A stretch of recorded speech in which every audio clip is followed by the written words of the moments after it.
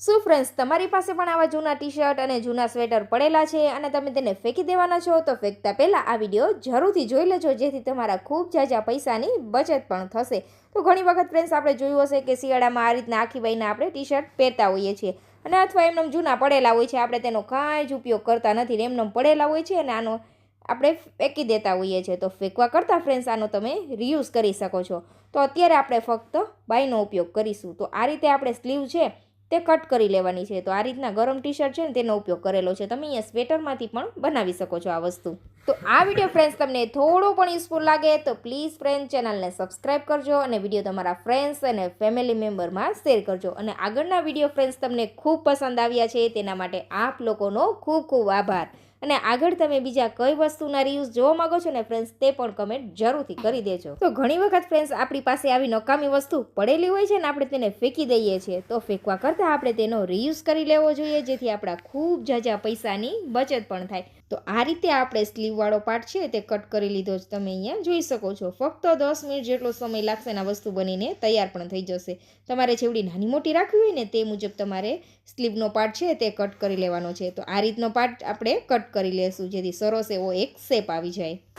તો આ રીતે આપણે કટિંગ કરી લીધું છે. 10 મિનિટ જેટલો સમય લાગશે ફ્રેન્ડ્સ વસ્તુ બનાવવા માટે. જો તમારી પાસે સિલાઈ મશીન હોય ને તો 5 મિનિટમાં જ તૈયાર થઈ જશે. સિલાઈ મશીન ન હોય ને ફ્રેન્ડ્સ તો તમે હાથેથી પણ આ વસ્તુ બનાવી શકો છો. આપણા મમ્મી અને દાદીમાં છે તે આવી રીતે નાની નાની વસ્તુનો રીયુઝ કરીને ખૂબ ઝાઝા પૈસાની બચત કરતા હતા. તો ફ્રેન્ડ્સ આપણે પણ આવી વસ્તુનો રીયુઝ કરવો જોઈએ.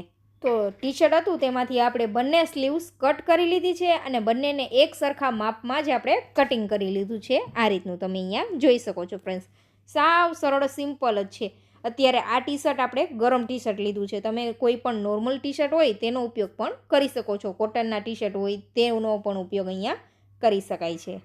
હવે આ રીતના ફ્રેન્ડ્સ આપણે ક્રોસમાં નિશાન લગાવી દેવાના છે જેથી આપણે ત્યાં સિલાઈ લગાવી શકીએ એટલા માટે. તો આ રીતે બંને સ્લીવ્સની અંદર આપણે નિશાન લગાવી દેવાનું છે અને જે આગળનો ભાગ છે ને તે આપણે એમનેમ રહેવા દેશું અને જ્યાંથી આપણે સ્લીવ કટ કરેલી છે ને ત્યાં આપણે આ રીતનો નિશાન લગાવી દીધેલો છે. તમે અહીંયા જોઈ શકો છો. બંનેમાં એક સરખા જ નિશાન લગાવી દેવાના છે અને આ રીતે જ્યાં નિશાન લગાવ્યા છે ને ત્યાં આપણે સિલાઈ કરવાની છે. બસ બીજી કાંઈ જ મોટી તામઝામ નથી. હાથેથી સોય દોરાની મદદથી પણ તમે સિલાઈ કરી શકો છો. ફ્રેન્ડ્સ તમે અહીંયા જોઈ શકો છો. ઘણી વખત ફ્રેન્ડ્સ આપણી પાસે ખૂબ સરસ એવા સ્વેટર પડેલા હોય જે જૂના ઓલ્ડ ફેશન થઈ ગયા હોય ને એમને પડેલા હોય ને એનો કાંઈ જ રીયુઝ આપણે કરી ન શકીએ ફ્રેન્ડ્સ. ત્યારે તમે તેનો આટલો સુંદર એવો રીયુઝ કરી શકો છો. તો ફ્રેન્ડ્સ વિડીયો થોડો પણ યુઝફુલ લાગ્યો હોય ને તો પ્લીઝ ફ્રેન્ડ ચેનલને સબસ્ક્રાઈબ કરજો અને તમારા ફ્રેન્ડ્સ ફેમિલી મેમ્બરમાં શેર કરજો અને વિડીયો તમને કેવો લાગી રહ્યો છે તે કમેન્ટ જરૂરથી કરજો. અને તમે કાંઈ સજેશન દેવા માંગો છો ફ્રેન્ડ્સ તો તે પણ કમેન્ટ જરૂરથી કરજો.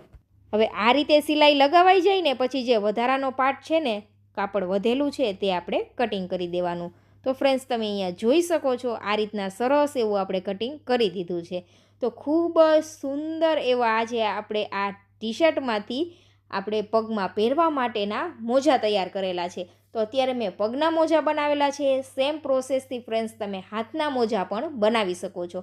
આ મોજા તમને માર્કેટમાં ખૂબ મોંઘા મળશે ફ્રેન્ડ્સ, પણ તમે તેને ઘરે નકામી વસ્તુમાંથી બનાવીને તૈયાર કરેલા છે. સુંદર પણ એટલા સરસ લાગશે ફ્રેન્ડ્સ. પહેરશો ને એટલે તમે જોઈ શકો છો બંને મોજા કેટલા સરસ એવા લાગી રહ્યા છે. આમાં તમારે ઇલાસ્ટિક નાખવાની પણ જરૂર નથી. એ ખૂબ સુંદર રીતે જ આજે આપણે મોજા તૈયાર કરેલા છે. તમે અહીંયા જોઈ શકો છો. આ રીતે હવે આપણે તેને પલટાવી દેશું તો આપણા સુંદર એવા નકામા ટી શર્ટમાંથી પગમાં પહેરવા માટેના મોજા તૈયાર થઈ ગયા ફ્રેન્ડ્સ. આ મોજાને ગમે એ રીતે પહેરશો ને જરાય તૂટવાના નથી કારણ કે આપણે તેને ટી શર્ટમાંથી બનાવેલા છે. ટી શર્ટ પણ સરસ એવું સારું ક્વોલિટીનું છે એટલે આ મોજા છે તે વર્ષો વર્ષ ચાલશે. તમારા પૈસાની પણ બચત થશે. તમે જોઈ શકો છો ફ્રેન્ડ્સ પહેરતાની સાથે મોજા કેટલા સરસ ફિનિશિંગ સાથે તૈયાર થયેલા છે અને દેખાવ પણ ખૂબ જ સરસ આવી રહ્યો છે મોજાનો પહેરતાની સાથે. તમે અહીંયા જોઈ રહ્યા છો ફ્રેન્ડ્સ એવું જ લાગશે કે તમે તેને માર્કેટમાંથી ખરીદેલા છે. એવું જરાય નહીં લાગે કે તમે તેને ઘરે બનાવેલા છે. તો આ રીતે મોજા આપણે મોટા બનાવેલા છે. તમે નાના રાખવા હોય તો નાનું કટિંગ કરીને નાના મોજા પણ તૈયાર કરી શકો છો ફ્રેન્ડ્સ.